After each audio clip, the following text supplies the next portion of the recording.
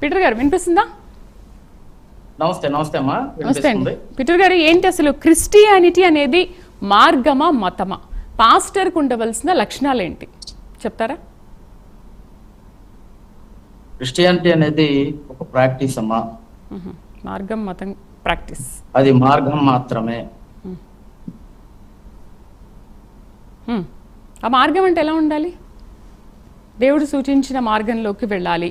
Pastor లక్షణాలు అంటే మనం దేవుడి కోసం కొన్ని చేయాలంటే కొన్ని వదులుకోవాలి, చాలా మటుకు మన జీవితాన్ని త్యాగం చేయాలి. ఆయన బోధించే బోధనలు మనం ప్రజలకు బోధించాలి అని అంటే మనం చాలా నీట్గా ఉండాలి. పాస్టర్ లక్షణాలు పూర్తిగా కలిగి ఉండాలి, ఒక మంచి ప్రబోధకుడిగా ఉండాలని అంటారు. మరి పాస్టర్స్ తాగుతారా? మద్యం సేవిస్తారా? పాస్టర్స్ తాగరమ్మా. ఓకే, మరి ఇక్కడ ఏంటి మద్యపానం?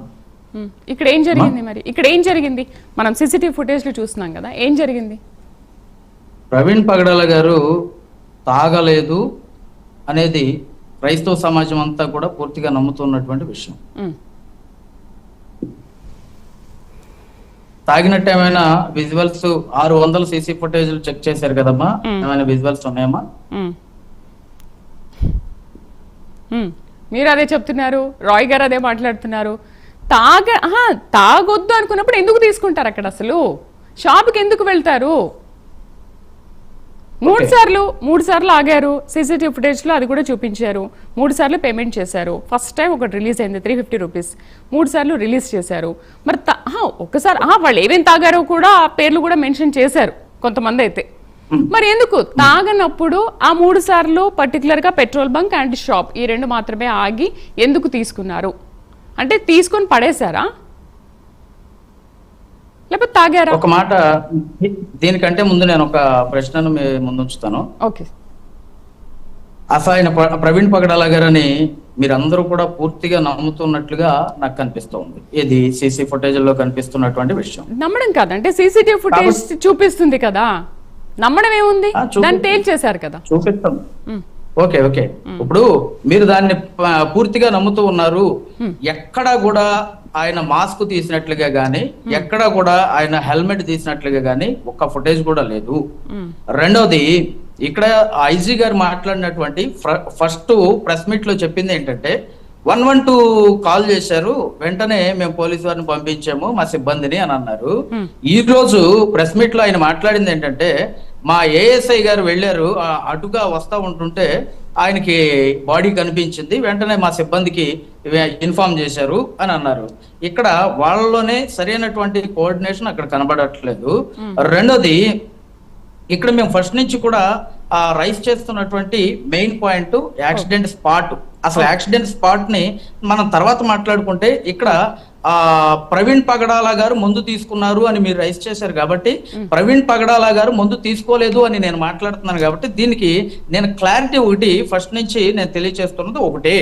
ఇక్కడ ఒక పర్సన్ 420 కిలోమీటర్లు జర్నీ చేసేటటువంటి పర్సన్ 420 కిలోమీటర్లు ఒక నార్మల్ పర్సన్ జర్నీ చేస్తూ ఉంటే అతను ఎంతసేపట్లో ఆ జర్నీ టైమింగ్ ని వెళ్ళగలడు, రీచ్ అవ్వగలరు, ఎంత టైంలో జర్నీ టైం రీచ్ అవ్వగలడు అనేది మనం చూస్తే సుమారుగా 420 కిలోమీటర్లని 10 గంటలు పైబడే జర్నీ టైం పడుతుంది.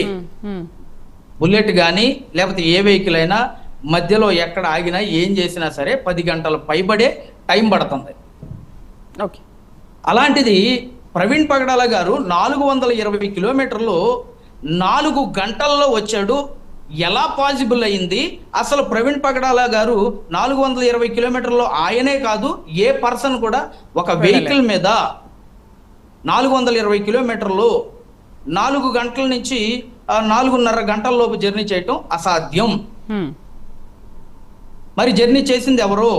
ఈ స్కిట్లు చేస్తూ ఉన్నది, ఇటువంటి స్టంట్స్ చేస్తూ ఉన్నది ఎవరు? అలాగే అక్కడ ఇది ఆల్కహాల్ కొనుక్కుంటూ తాగుతూ తూగుతూ వస్తున్నది ఎవరు? అనేది మేము ఫస్ట్ నుంచి రైజ్ చేస్తున్నటువంటి పాయింట్. ఇక్కడ మేము పోలీసు వారి మీద ఏదో నిందలు మోపి అభియోగాలు మోపి మేము వారు సరైనటువంటి ఇన్వెస్టిగేషన్ చేయలేదు అని మేము మాట్లాడట్లా.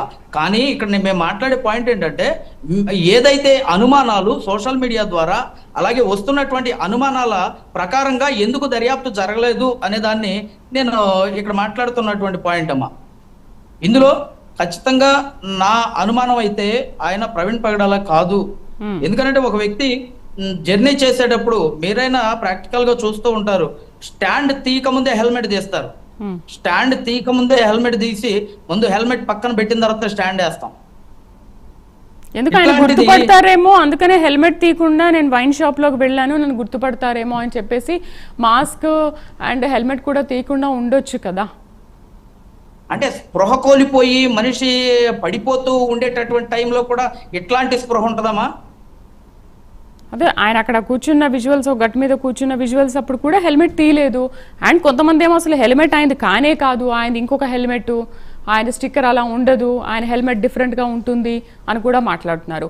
ఆయన ఎప్పుడు ఇంకోటి బైక్ మీదే వెళ్ళరు అని అంటున్నారు కొంతమంది, ఆయన కార్లో తప్ప ఇంకా వెళ్ళరు అని అంటున్నారు.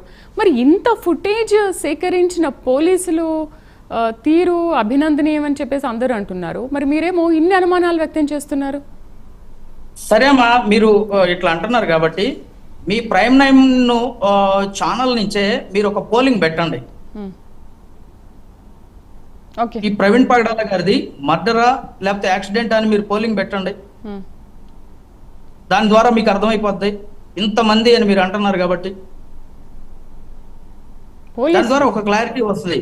రెండవది, ఇక్కడ వారు దర్యాప్తులో ఏంటంటే మాకు ఎవరు ఈ అనుమానాలు ఉన్నాయి అని చెప్పి తెలియచేయలేదు అని చెప్పి ఐజీ గారు చెప్తున్నారు. ఐజీ గారు చెప్పడానికి రాజమండ్రి మేము ఎస్పీ ఆఫీస్ కి పోయాము, అలాగే రాజానగరం వెళ్ళాము, ఎక్కడా కూడా మమ్మల్ని కనీసం లెక్క చేయనటువంటి పరిస్థితి, కనీసం టైం ఇవ్వనటువంటి పరిస్థితి, అక్కడ కనీసం మాట్లాడటానికి అవకాశం ఇవ్వనటువంటి పరిస్థితులే కనబడినాయి తప్ప డిఎస్పీ గారికి ఫోన్ చేసాం, ఎక్కడ కూడా మాకు అవకాశం ఇవ్వలేదు, ఫోన్ లిఫ్ట్ చేయలేదు. ఏ రకంగా మేము అనుమానాలను వారికి తెలియజేయాలా? ఆ సోషల్ మీడియా ప్లాట్ఫామ్ ని బేస్ చేసుకుని ఈ రోజు ఇంత రచ్చ జరుగుతూ ఉంటుంటే సోషల్ మీడియా ప్లాట్ఫామ్ మీదుగా లేదా మీడియా ప్లాట్ఫామ్ గా వస్తున్నటువంటి అనుమానాలని వారు పరిగణలోకి తీసుకోవాలి కదమ్మా. రైట్ రైట్ రైట్ రాయపాటి అరుణ గారితో మనం మాట్లాడదాం.